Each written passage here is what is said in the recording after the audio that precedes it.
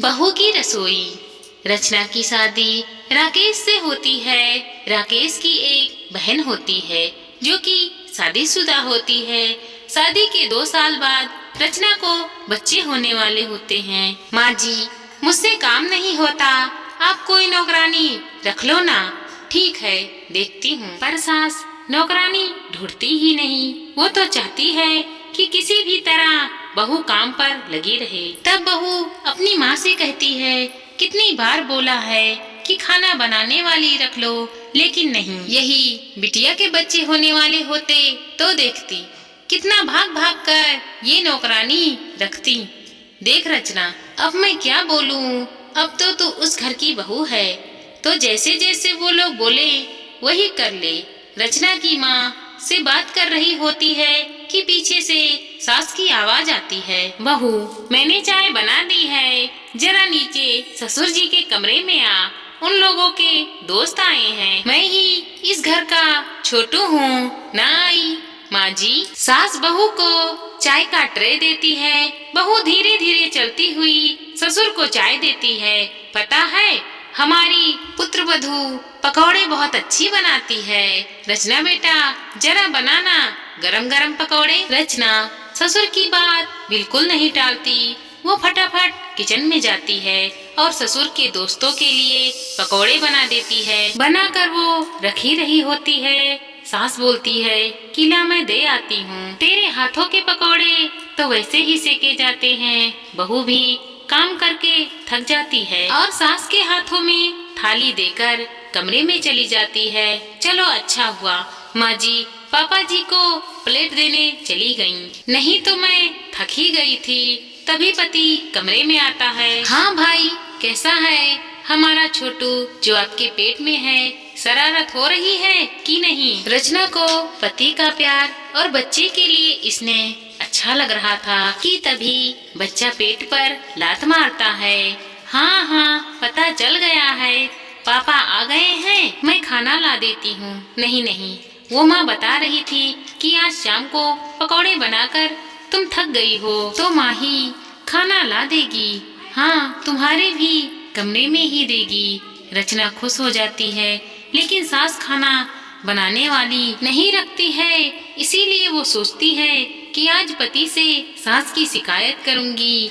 तभी सास आती है। अरे वो कल ना गुड़िया आ रही है। बहू, तेरी ननद साल में एक ही बार तो आती है। वैसे तू इस हालत में है तो मैं मना ही कर रही थी, लेकिन उसकी बेटी की परीक्षा खत्म हो गई थी। तो अरे माँ, बहन का भी घर है, ये कैसे बात कर रही हो? तुम्हें क्या हो गया है? रचना प्रेग्नेंट ही है, कोई बीमार नहीं है। चलो, घर में रौनक लगी रहेगी। बीबी को पति के बात पर गुस्सा आ जाता है। एक और तो बच्चा होने वाला है, ऊपर से आने जाने वालों की कमी नहीं है। फिर एक दिन बहू की सहेली उससे मिलने आ जाती है। अरे रानी, कैसे आना हुआ?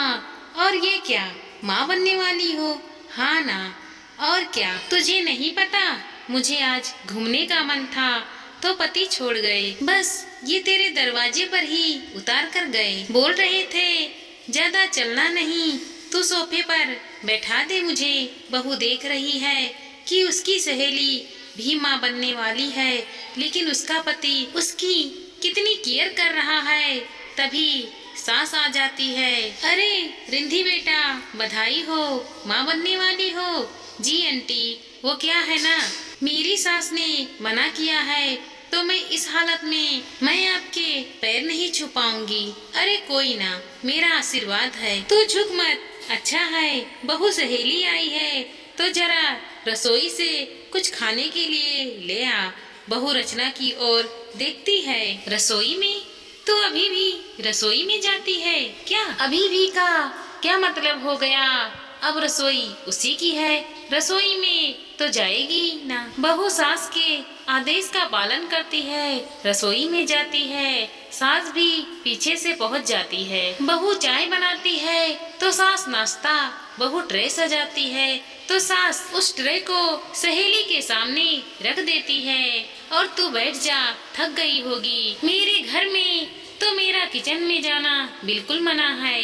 अरे आंटी, आप कैसी हो बहू, माँ बनने वाली है आपकी। आप लोगों को तो जरा भी फिक्र नहीं है उसकी। अरे तू चिंता मत कर, वो तेरी सहेली है तो मेरी भी बहू है। वैसे इस बार कैसे आना हुआ वो क्या है ना, मैं तो सिर्फ ये देखने आई थी कि मेरे घर वाले मुझ पर जाप्ती तो नहीं कर रहे। लो, तेरे घर वाले तो तुझसे अब भी काम करवा रहे हैं।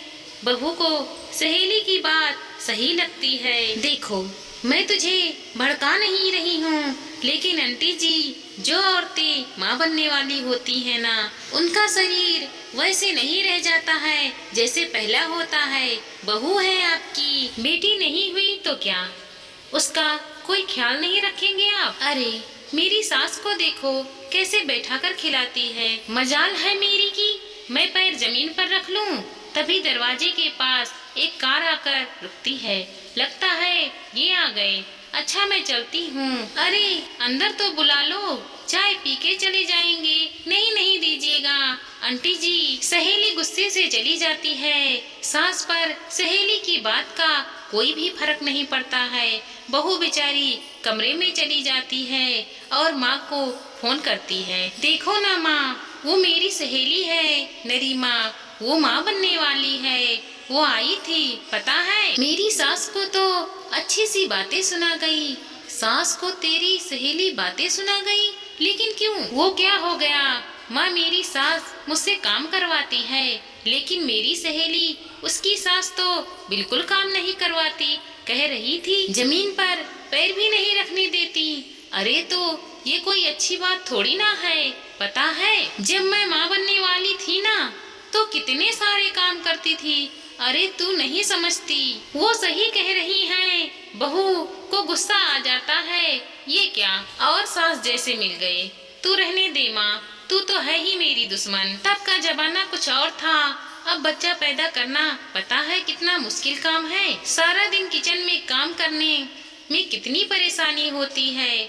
हाँ ये तो है, पहले प्रेग्नेंट औरतों की रसोई और आज की प्रेग्नेंट औरतों की रसोई में बहुत अंतर है।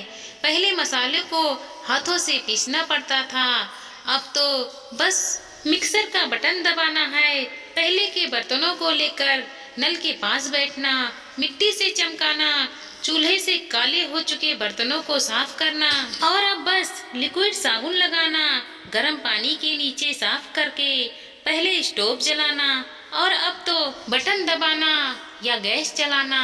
बेटा तू तो रहने ही दे। अच्छा रख रही हूँ, घर के कुछ काम है अभी। बहू को माँ की बात समझ में नहीं आती, वो भी गुस्से से फोन रख देती है। ऐसे ही दिन बीत रहे थे कि एक दिन बहू, ओ बहू, क्या है माँ जी, इतनी सुबह सुबह क्यों आवाज दे रही हो?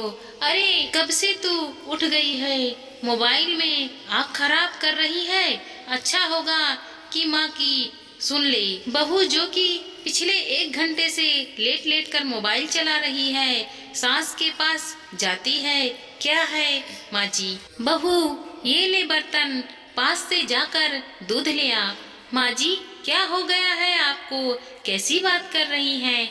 हाँ और ये ले, ये तेरे लिए मंगाया है, इसे पहन कर जाया करना। आज से का दूध तू ही लेकर आएगी, समझी? बहू जिसके लिए सास का आर्डर सराखों पर था, क्या बोलती, जूते कसकर निकल जाती है रास्ते में। वह बहू कब बनने वाली है माँ तू?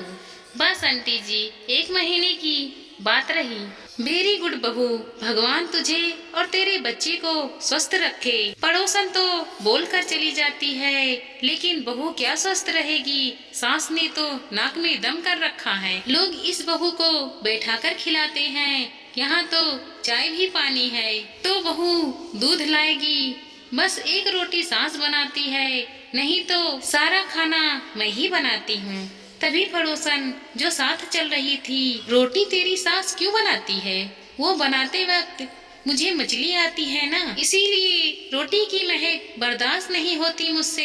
खैर बहू अब दूध लेने जाती, किचन में काम करती, ससुर को चाय देने दिन में 1 बार सीढ़ी से ऊपर नीचे करती, और फिर वो दिन भी आता है जब बहू एक प्यारी सी बेटी को जन्म देती है। भगवान का लाख लाख शुक्र है, कि बहू को नॉर्मल डिलीवरी हो गई। हाँ, क्योंकि आपने बेटी का पूरा ध्यान रखा।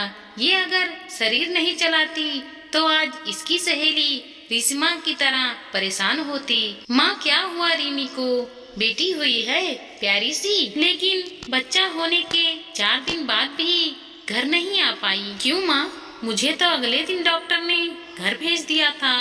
हाँ, क्योंकि तू चलती फिरती रही, काम करती रही, उसने शरीर को हिलाया ही नहीं था।